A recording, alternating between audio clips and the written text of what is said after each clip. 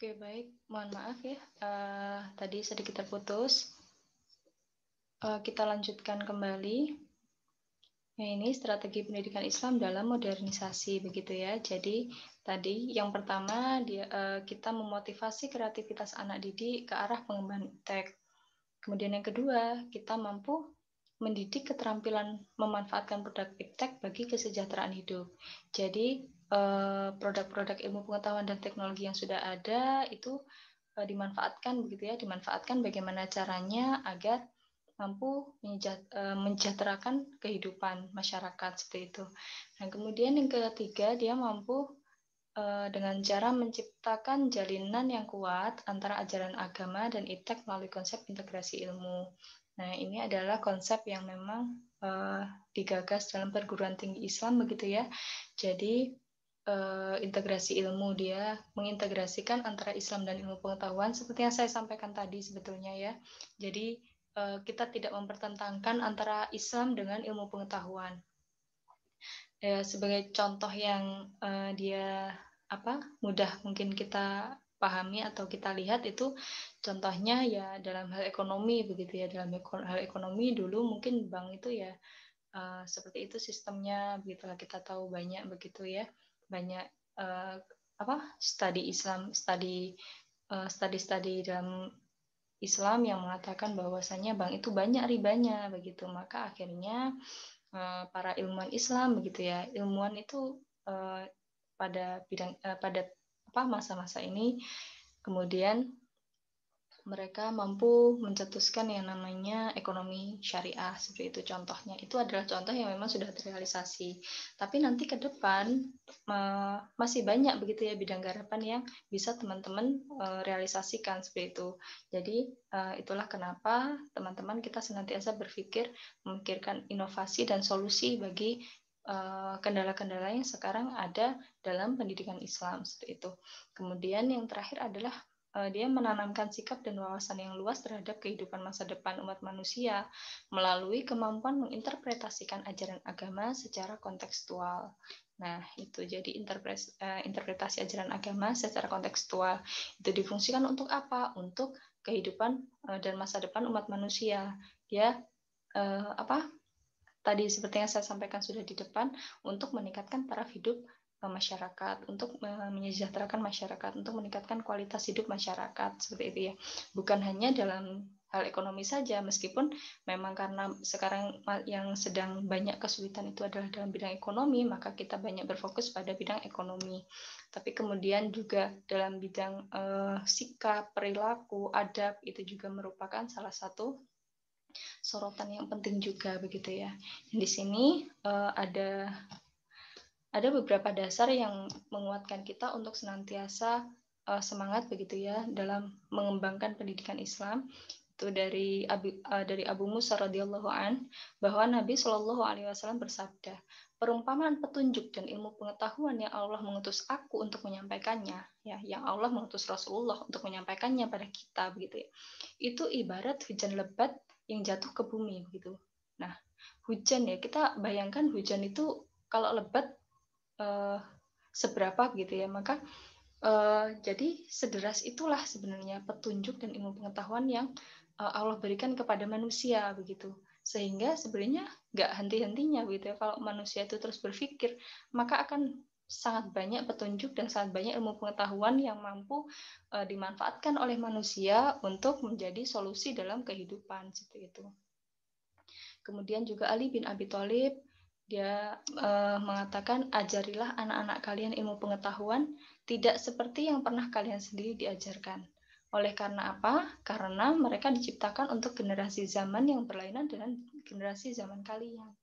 Nah, jadi setiap masa itu, setiap generasi itu ada zamannya sendiri-sendiri begitu, sehingga sebagai orang tua, sebagai pendidik yang arif, yang bijaksana, memang kita dituntut untuk mampu mengajarkan peserta didik atau anak-anak kita dengan cara zaman mereka sendiri gitu ya. Jadi bagaimana mereka bisa bertahan di zaman mereka, bagaimana mereka bisa bersaing di zaman mereka, bagaimana mereka bisa mempertahankan tauhid mereka di zaman mereka, bagaimana mereka bisa memanfaatkan ilmu pengetahuan di zaman mereka, seperti itu. Jadi setiap zaman itu berbeda, begitu ya. Sehingga itulah juga yang menjadi dasar bahwasanya pendidikan Islam itu hendaknya senantiasa berkembang, begitu ya. Nah, maka ini ya, dalam pendidikan Islam itu terdapat multi paradigma, atau dengan kata lain, beban yang diemban oleh lembaga pendidikan itu mencakup aspek yang sangat kompleks, gitu ya. Jadi yang pertama, dia juga mencakup dimensi intelektual. Jadi meskipun Islam gitu ya, belajar Islam, kadang orang mungkin menafsirkan bahwa belajar Islam itu jauh dari intelektual, begitu ya. Tapi tidak seperti itu. Bagi kita, pendidikan Islam itu mengcover dimensi intelektual, begitu ya. Jadi kajian-kajian itu terus mengalir, jadi ilmu-ilmu itu terus dianalisa, dikaji, begitu ya. Jadi intelektual, keberadaan akal itu tetap diakui dalam hal pendidikan Islam, seperti itu. Kemudian yang kedua adalah dimensi kultural. Dimensi kultural, bagaimana pendidikan Islam itu dia mampu dia mampu menjawab kebutuhan-kebutuhan dalam masyarakat, seperti itu ya. Kemudian nilai transendental, pastinya bagaimana keterkaitan seorang hamba dengan Tuhannya, bagaimana seorang generasi itu mampu memperbaiki dirinya, akhlaknya, ibadahnya, karakternya, seperti itu. Kemudian yang keempat adalah keterampilan. Nah, keterampilan ini biasa setiap manusia berbeda-beda gitu ya. Setiap orang itu berbeda-beda. Tapi di sini pendidikan Islam memiliki peran gitu ya, memiliki tanggung jawab dalam mengasah keterampilan, baik itu keterampilan umum maupun keterampilan khusus gitu. Kemudian yang terakhir adalah dimensi pembinaan kepribadian manusia. Nah, ini yang penting begitu ya. Karena tujuan dari pendidikan Islam itu adalah untuk menciptakan manusia yang kafah begitu ya. Jadi menciptakan manusia yang syamil begitu. Sehingga orang-orang yang dididik dalam pendidikan Islam, mereka mampu keluar sebagai seorang insan kamil. Jadi meskipun dia belajar di pendidikan Islam gitu ya, tapi mereka keluar itu benar-benar menyeluruh begitu. Jadi dari segi akidah dia lurus, kemudian dari segi ibadahnya juga dia baik, kemudian akhlaknya dia juga baik begitu ya. Jadi kemudian dari yang terakhir ini yang dibutuhkan masyarakat juga tidak boleh ketinggalan begitu ya. Jadi keterampilan dia, pengetahuan dia, wawasan dia, kemudian aspek-aspek yang mampu menjawab kebutuhan masyarakat. Jadi kemampuan dia dalam hal manajemen, kemudian dalam hal ilmu pengetahuan, seperti itu. Itu kemudian bagaimana kerangka kerjanya, kerangka kerja pengembangan pendidikan Islam ini. Nah, dia karena memang kita ada di pendidikan Islam begitu ya, maka mengacunya tetap pada Al-Quran dan hadis. Kita tetap berpegang teguh dan berpedoman pada Al-Quran hadis. Kemudian bagaimana pendapat para ahli, mungkin contohnya ketika menghadapi zaman pandemi ini, bagaimana kata ahli begitu ya. Ahlinya ahli kesehatan tentunya begitu ya, karena ini berkaitan erat dengan kesehatan masyarakat gitu. Bagaimana pendapat ahli tentang kondisi pandemi ini? Harusnya pembelajaran atau pendidikan diwujudkan seperti apa? Apakah masih tetap boleh tatap muka atau tidak? Itu tetap perlu kita pertimbangkan. Kemudian dia masuk ke iptek environment, pengembangan ipteknya begitu ya. Jadi bagaimana kemudian ilmu pengetahuan itu dikembangkan untuk menjawab dari tantangan-tantangan yang sudah dianalisis berdasarkan Al-Quran, hadis, pendapat ahli tadi. Nah, kemudian hal-hal semacam itu dituangkan dalam bentuk kelembagaan, kemudian kurikulum, proses, dan evaluasi. Itu semua menjadi strateginya, gitu ya. Jadi strategi yang menyeluruh dalam melakukan pengembangan pendidikan Islam itu tadi. Nah, kemudian dari strategi-strategi tadi, dia akan ada outputnya. Nah, outputnya apa? Outputnya lulusan, gitu ya. Jadi lulusan dari lembaga ini seperti apa begitu. Nah, itu nanti akan ada feedbacknya.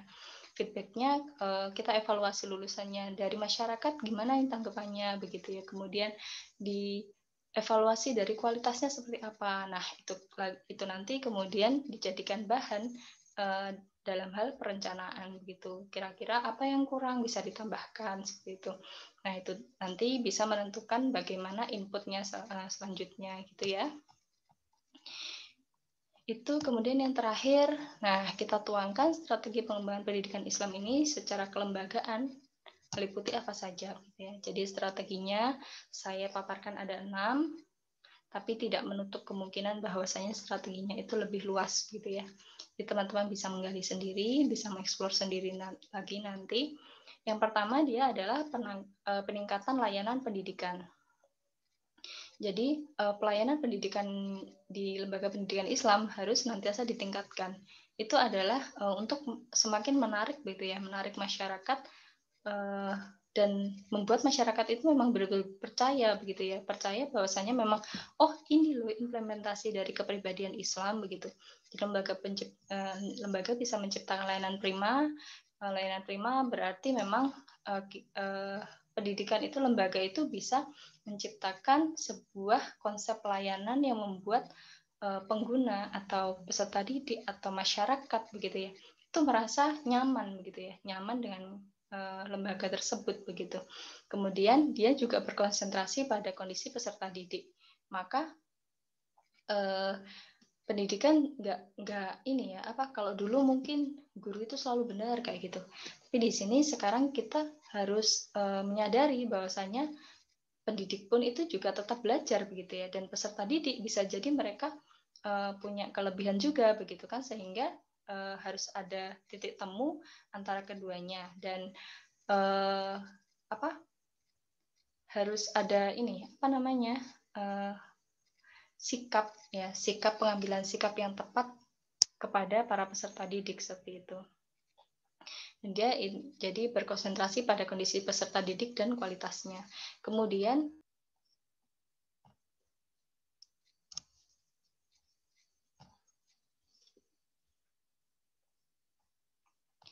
oke, baik, mohon maaf terputus, saya lanjutkan.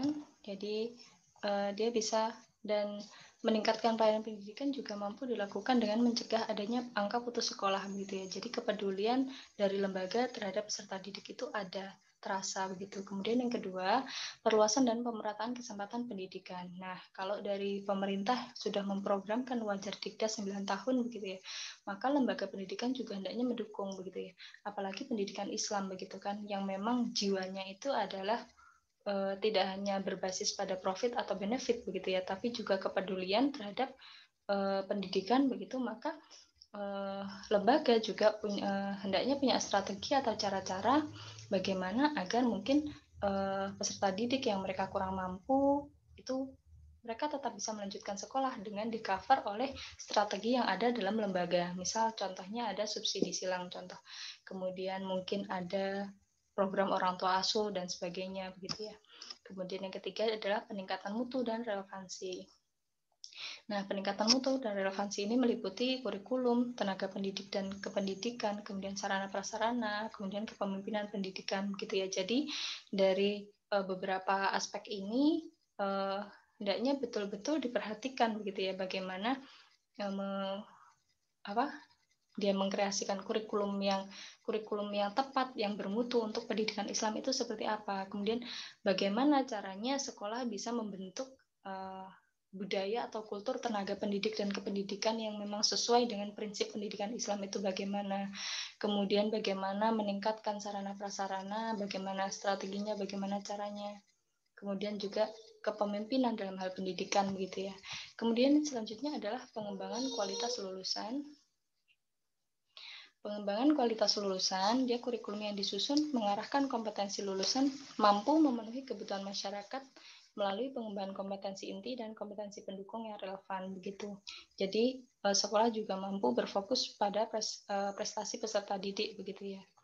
Itu kemudian yang selanjutnya adalah pengembangan strategi pemasaran. Nah ini kalau mungkin dulu ya, zaman dulu sekolah-sekolah yang pendidikan Islam lah contohnya, dia kurang diminati begitu ya, karena memang dulu itu pemasarannya sangat konvensional begitu ya, jadi nggak ada kreasi-kreasi dalam memasarkan pendidikannya itu seperti apa gitu ya. Tapi di zaman sekarang harusnya kita bisa mengambil peluang dengan digital dan digitalisasi, dengan market-market yang memang sudah berbasis online dan sangat mudah diakses begitu ya. Harusnya pendidikan Islam sudah bisa mengambil peluang ini. Bagaimana caranya dia mampu memasarkan dengan cara-cara yang up to date, kemudian mampu menjamah masyarakat luas, kemudian dia punya konten dan ide yang menarik begitu ya. Itu kemudian yang terakhir adalah pengembangan pembiayaan. Nah, gimana ini lembaga pendidikan bisa menggali sumber-sumber pembiayaan kreatif inovatif dalam rangka optimalisasi kebutuhan pendidikan. Karena memang tidak dipungkiri ya, pendidikan Islam atau yang rata-rata swasta begitu, mereka punya kebutuhan yang lebih untuk memenuhi kebutuhan-kebutuhan lembaganya sendiri begitu ya. Karena banyak yang memang tidak tersentuh oleh dana dari pemerintah seperti itu. Maka dia diperlukan banyak ide-ide kreatif dalam menggali sumber-sumber pembiayaan begitu, dan itu semua memang diperlukan untuk terus meningkatkan kualitas pendidikan dalam lembaga tersebut. Jadi seperti itu. Nah, nanti setelah ini konsepnya silahkan teman-teman diskusi. Jadi diskusi ya, bukan tanya jawab pada saya. Jadi teman-teman yang memang belum paham silahkan kalau memang mau bertanya, dipersilakan bertanya di grup WA, kemudian nanti yang menjawab tidak harus saya. Saya justru mengharapkan ada teman-teman, ada timbal balik dari teman-teman begitu ya. Misal ada yang bertanya, kemudian teman-teman yang merasa, oh aku ada jawaban tentang ini, atau mungkin ada yang tambahan pertanyaannya, atau kemudian banyak muncul pertanyaan, silahkan dituangkan kemudian didiskusikan sendiri dulu begitu. Saya akan tetap melihat dan memantau begitu ya. Nanti juga tetap saya akan memberikan tanggapan, tapi saya harapkan teman-teman lebih aktif begitu ya. Karena karena memang ini materinya sudah dari saya begitu kan. Saya harapkan diskusinya lebih aktif dari teman-teman. Ya mungkin itu untuk materi sesi ini. Nanti kita sambung pada materi sesi selanjutnya. Terima kasih. Assalamualaikum warahmatullahi wabarakatuh.